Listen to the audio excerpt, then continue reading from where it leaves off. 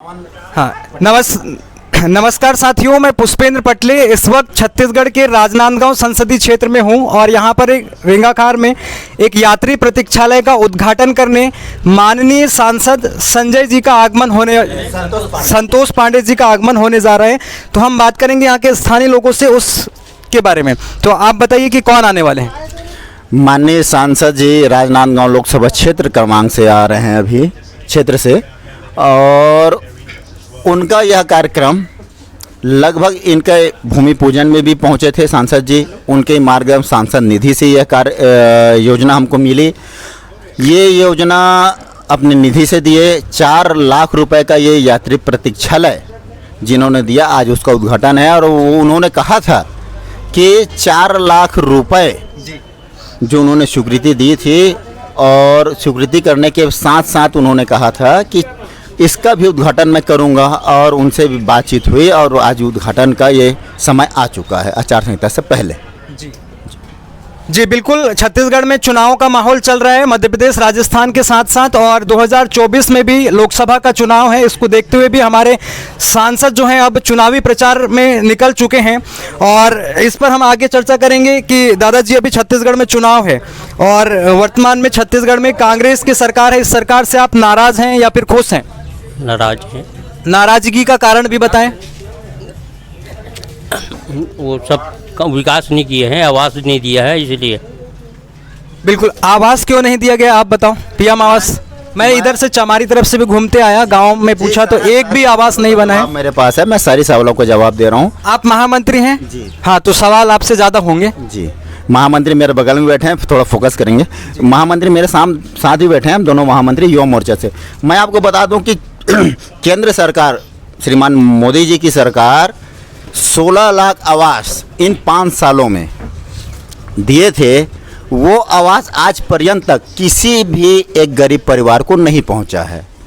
यहाँ पे 60 और 40 का रेशो था, जिसमें 40% राज्य की सरकार जिसको देना पड़ता है वो नहीं दे पा रहे हैं, इसलिए उन्होंने सारे आवासों को रोक करके रखा। ये उनकी खामियां हैं, ना कि केंद्र की खामियां, ना कि भारतीय जनता पार्टी की खामियां हैं। खामियां यहाँ पे राज्य की सरकार, कांग्रेस की सरकार, इनकी खामियां हैं जो 40% नहीं दे पा रहे हैं। दूसरी बात ये थी कि जैसे अभी आपने पूछा जी, कि अभी कुछ पूछे आप। हाँ, उनसे नाराजगी का कारण पूछा। नाराजगी ये है, मैं आपको बता दूं, वो किसान आदमी हैं, वो मेरे अध्यक्ष हैं, पिछड़ा वर्ग मेरे मंडल से अध्यक्ष हैं। नाराजगी ये है कि पिछले बीते 3 सालों में किसानों का कर्ज माफ, किसानों को खातू वितरण, किसानों का धान बोरा, ये सारी मामलों में राज्य सरकार ने अपना वादा किया था। बोले भी थे कि मैं किसानों को, यहाँ पर इतना भी बात हुआ था कि किसानों को धान के बोरे का रकम भी दूंगा। ये आज पर्यंत तक धान के बोरों का रकम नहीं आया। पिछले 2 वर्षों, बीते हुए वर्षों में, अभी तो चुनावी माहौल है, इस वर्ष यहाँ पर खाद्य की पूर्ति बहुत हो चुकी है। पिछले बार तो जो बेचने वाले होते हैं बेचौलिया, उनसे 800, 1,000, 1200 रुपये में हमारे क्षेत्र के किसान खातू खरीदे हैं। ये सारी समस्याएं उससे पहले 1 साल पर्यंत, उससे पीछे 1 साल अगर हम चले जाएं तो वहाँ पे हुआ क्या था कि सड़कों पे किसानों का धान जमावट था। आपको मैं उस जगह को दिखा दूंगा जहाँ पर पे किसानों ने अपना धान जमा करके रखा था। आप आगे जाएंगे, आप मीडिया वाले हैं, आप देखिएगा आश्रम से लेकर के वो जो एक गांव जाती है बरंडा फाटा तक के धानों का, मतलब धान की एक ढीक लगी होती थी जहाँ पे किसानों ने रखा हुआ था, और पूरी बरसात तक उसको ना तिरपाल से ढक करके रखे थे किसानों ने। ये स्थिति पिछले 3 सालों में किए हैं। आज जब चुनावी माहौल आ गया तो मैं ये कर दूंगा, वो कर दूंगा, ये भूपेश बघेल की सरकार ने ये कर रहा है। मैं मान रहा हूँ इस बार दिए हैं, इस बार खातों की कमी नहीं होने दिए, खातों की कहीं पे नाम नहीं आना। हम लोग धरना प्रदर्शन किया, युवा मोर्चा ने इसी सोसाइटी पे धरना प्रदर्शन किया था कि खातू नहीं मिल रहा था। इसी सोसाइटी में हमने धरना प्रदर्शन किया क्योंकि यहाँ पे किसानों को धान का बोरे का पैसा आज पर्यंत तक नहीं मिला है। ये बता दे भूपेश बघेल कि ये धान का बोरे का पैसा कहाँ दबा के रखे हैं और कहाँ पे घोटाला कर रहे हैं। इनके घोटालों की अगर हम बात करें तो मेरे प्रदेश अध्यक्ष जी भी बता रहे हैं, और एक तो हमने कल ही हमारे राज्य स्तर से हमारे अरुण क्या नहीं बे राज्य से हमारे जो आए थे अनुराग ठाकुर जी, उन्होंने भी कल ऐप जारी किया है कि भू पे ये कल ऐप जारी किया है छत्तीसगढ़ के लिए, क्योंकि छत्तीसगढ़ सिर्फ एक एटीएम बन के रह चुका है जी। कांग्रेस के लिए सिर्फ छत्तीसगढ़ एटीएम बन के रह चुके, मतलब चूंकि यहाँ पे होता है कि छत्तीसगढ़ सरकार यहाँ से पैसा कलेक्शन करे, चाहे कोयले के माध्यम से हो, राशन के माध्यम, राशन में भी घोटाला है, राशन में भी 500 करोड़ का घोटाला छत्तीसगढ़ सरकार ने किया है, उसमें भी घोटाला। उसके बाद आप कोयले की घोटाला ले लो, आप शराब की घोटाला ले लो, ये सारी घोटाला, और ये सारे घोटाला कर करके ये सारे लोग सिर्फ गांधी परिवार को दे रहे हैं। तो मतलब छत्तीसगढ़ राज्य सिर्फ एक एटीएम बन के रह चुका है सिर्फ कांग्रेस पार्टी के लिए। जी बिल्कुल। तो आप ईडी सीबीआई क्यों नहीं भेजते हैं केंद्र से? ईडी मोदी सरकार देखा होगा ईडी सीबीआई बहुत ज्यादा भेज रही है आजकल विपक्षियों के ऊपर, तो छत्तीसगढ़ क्यों नहीं भेज रही है? आज ईडी की बात मैं करूं भाई साहब आपसे, तो ईडी छत्तीसगढ़ में भी दस्तक दे चुकी है। मेरे जिले में, कंवर्धा जिले में भी ईडी की दस्तक पहुंची है, ईडी का छापा पड़ा है। आज आप कल का पेपर पढ़िए, कल का न्यूज़ देखिए, आप भी एडिटर हैं, आप न्यूज पत्रकार हैं, कल फिल्म कलाकारों के घर पे भी ईडी पहुंची है। जी। ये सारे जगहों में ईडी पहुंच रही है, ठीक है। और ये ईडी जो पहुंच रही है ना, ईडी सिर्फ व्यक्ति विशेष के नाम से नहीं पहुंच रही है, वहाँ पे चाहे कांग्रेस की आदमी हो, वहाँ पे चाहे जनता दल की कांग्रेस मतलब कोई भी सरकार हो या किसी भी पार्टी के व्यक्ति हो, यहाँ पे वो अगर वो भाजपा के भी आदमी हैं तो मोदी जी किसी को नहीं बख्शेंगे। ये संकल्प लेकर के चल रहे हैं मोदी जी। जी, मोदी जी किसी को नहीं बख्शेंगे ऐसा सुनने में मिल रहा है। और भाजपा के युवा मोर्चा के महामंत्री हैं हमारे ये बड़े भैया, और इस बार भी छत्तीसगढ़ में आप बीजेपी की सरकार देखना चाहते हैं? बिल्कुल, यहाँ पर तो मैं नहीं, पूरी जनता कह रही है कि बदलबो ये दारी, ये कांग्रेस के झूठा लबरा सरकार ला बदलबो, ये पूरा छत्तीसगढ़ में चल रहा है। क्योंकि नरेंद्र मोदी जी का कार्यक्रम अभी बस्तर संभाग में हुआ था, वहाँ की भीड़ देखते हुए, और उससे 2 दिन पहले ये अपना रायगढ़ बिलासपुर में हुआ था। ये मतलब ये ऐतिहासिक कार्यक्रम हुआ था, और इस कार्यक्रम में तो ये लग रहा है कि वास्तविक छत्तीसगढ़ पूरी तरह से भाजपामय भगवामय हो जाएगी। बिल्कुल, भाजपामय और भगवामय होने की कगार पर है छत्तीसगढ़ भैया के कहने के अनुसार।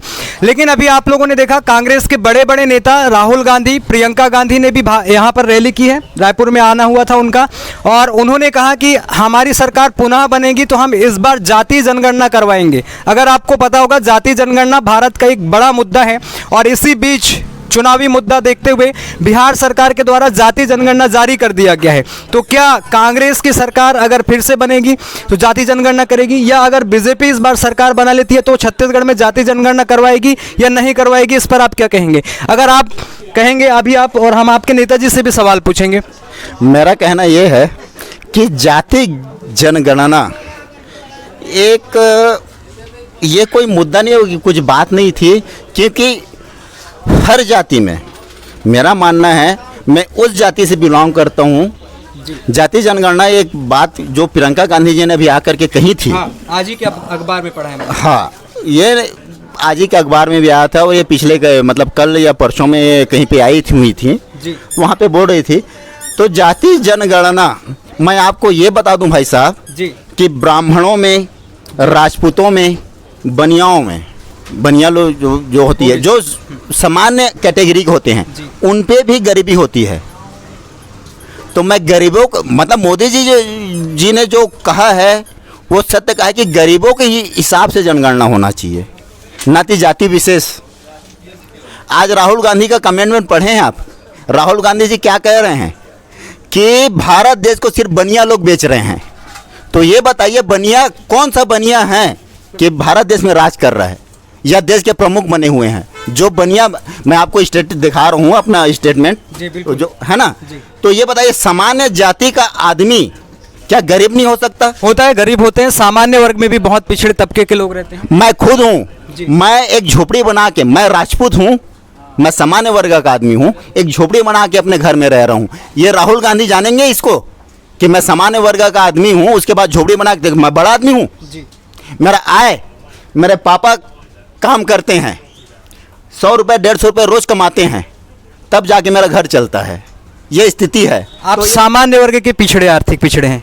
सामान्य वर्ग से हूँ, सामान्य वर्ग से हैं, इसीलिए तो सामान्य वर्ग में भी पिछड़ों के लिए 10% का आरक्षण दिलवाया ना मोदी जी ने। नहीं है, मोदी जी ने ये कहा है कि आर्थिक व्यवस्था देख करके ये स्थिति बनाई जाएगी कि कौन पिछड़ा है, कौन बड़ा है, कौन छोटा है। इसके लिए बहुत महत्वपूर्ण काम कर रहे हैं मोदी जी। इसमें कोई जाति व्यक्तिगत बात नहीं कर रहे हैं।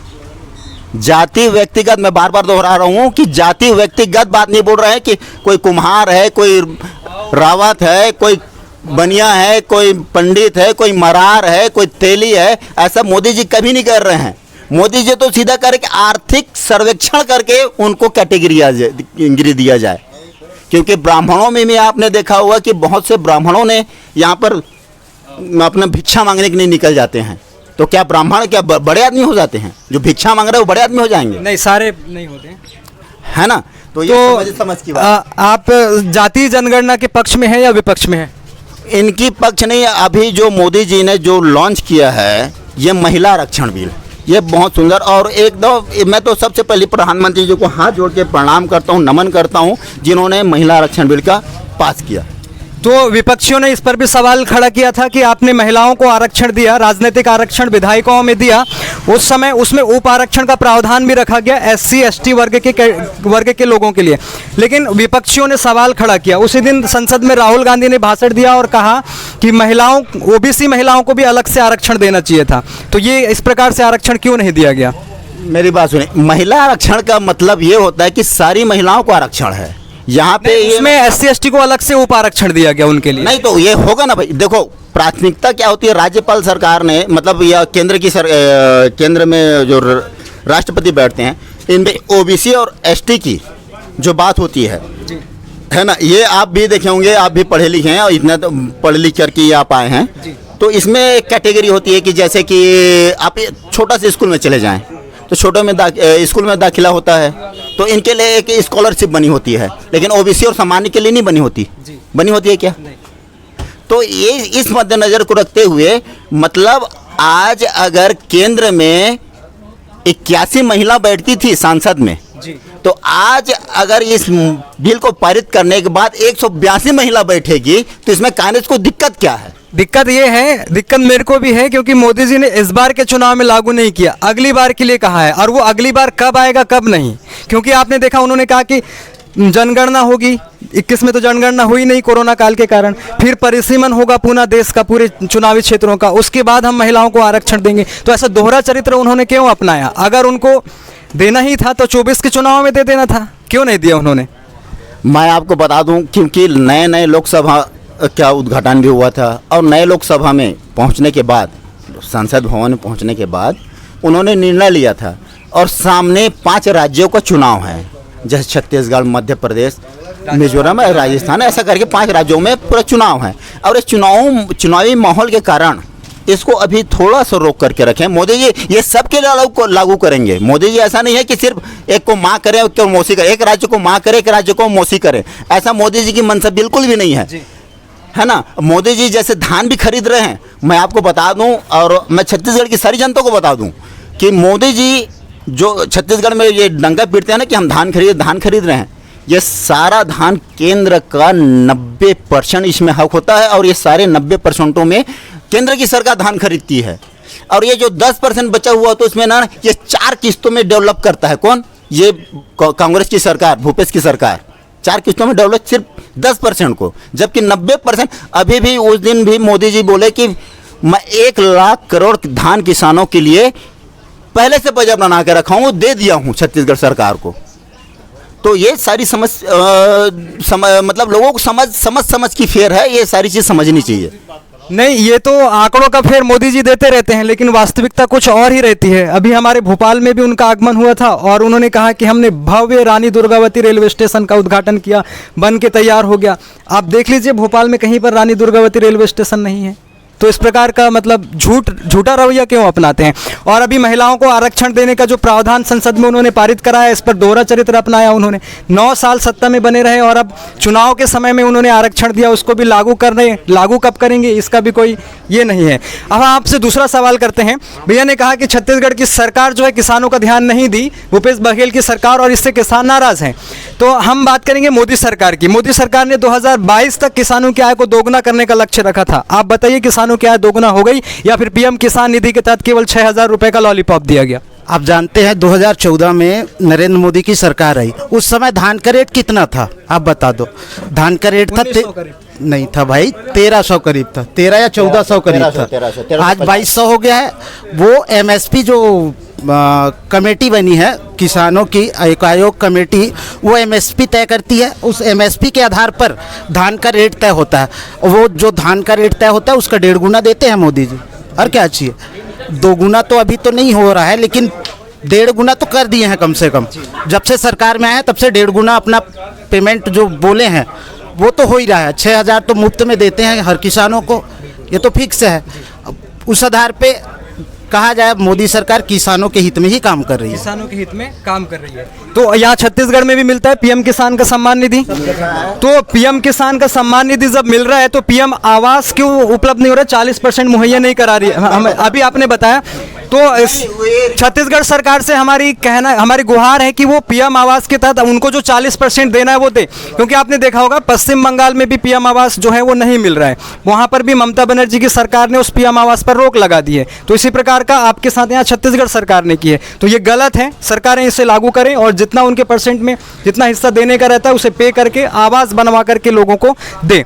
अगला सवाल मेरा रहेगा जी, हाँ अगला सवाल आपसे है कि ठीक है,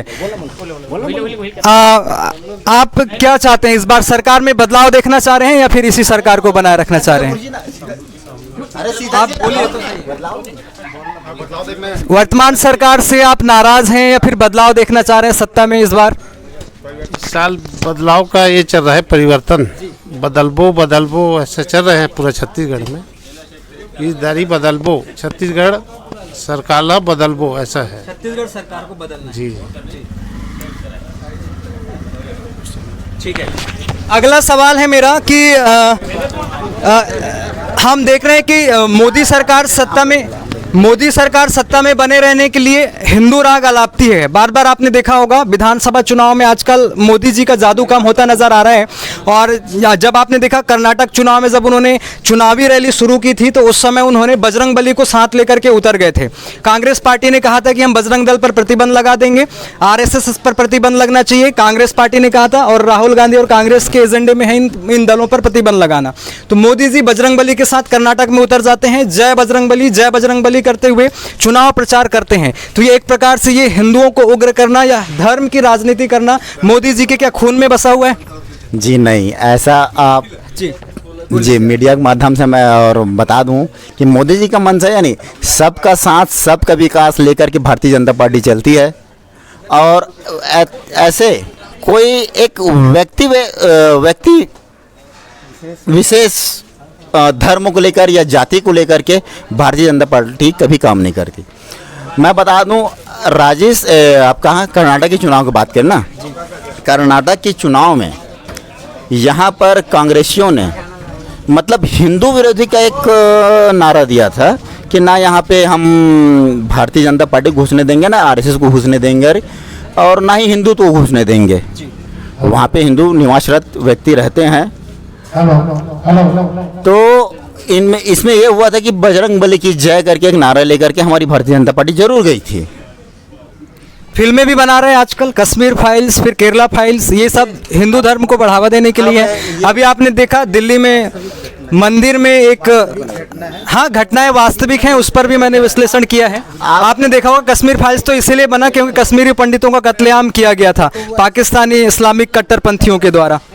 आपने ये देखा है कि कश्मीर जो द कश्मीर फाइल बनी हुई है, इसमें आपने स्पष्ट रूप से देखा, अगर आपने फिल्म देखी होगी तो मैंने तब देखा की है, बात 2 बार देखा है। तब की बात बता दूं मैं आपको कि अगर कश्मीरी पंडितों के ऊपर जो अत्याचार हुआ, बिल्कुल अत्याचार हुआ था, मैं तो समर्थन करता हूँ। है ना, उस पर्पस में अगर फिल्म इंडस्ट्री अगर फिल्म बनाती है तो इसमें राजनीतिक कोई दबाव नहीं रहता। नहीं, फिल्म इंडस्ट्री तो बनाई अच्छी बात है, लेकिन मोदी जी उसका प्रचार कर रहे थे ना, आप इस फिल्म को देखो, इस फिल्म को देखो। देखो। वहीं पर अभी आपको मेरी बात, सुनो, मेरी बात। अभी एक फिल्म आई जवान फिल्म, आपने देखी? आप लोगों ने देखी जवान फिल्म शाहरुख खान की?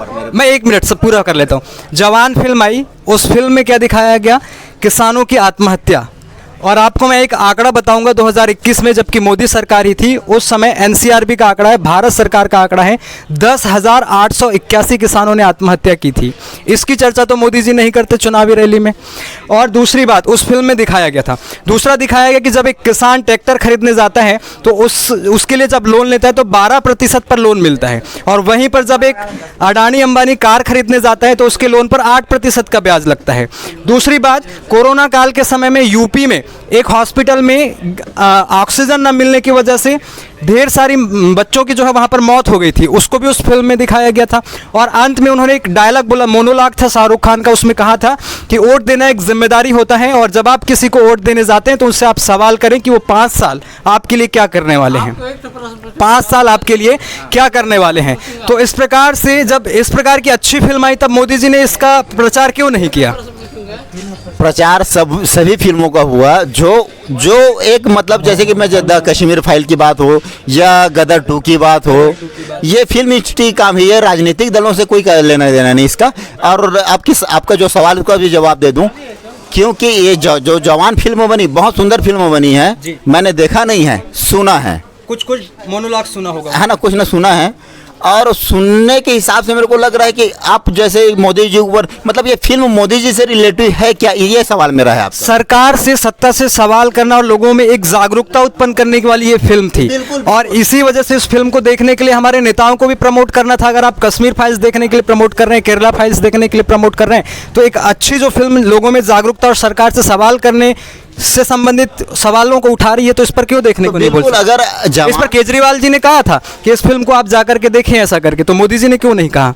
अगर ये फिल्म बना होगा तो बिल्कुल इसके लिए सरकार भी प्रोत्साहन करेगी, और प्रोत्साहन करने का क्या सवाल क्या, अगर ये देश हित में बनी है ये फिल्म जी, जो जवान बनी है शाहरुख खान की फिल्म, तो इसको बिल्कुल करना चाहिए। और मैं नहीं मानूं क्योंकि फिल्म मैंने देखी नहीं है जी, और इसमें कमीशन खोरी या ये खोरी वो खोरी मैं सुना था, तो ये होता है तो होता कहाँ से है भाई? मैं तो सीधा सीधा कहना ये चाहूँगा कि जैसे आम लोग हैं, जैसे मैं हूँ, आप हैं, ये हैं, सारे लोग हैं, यहीं से तो स्टार्ट होती है ना।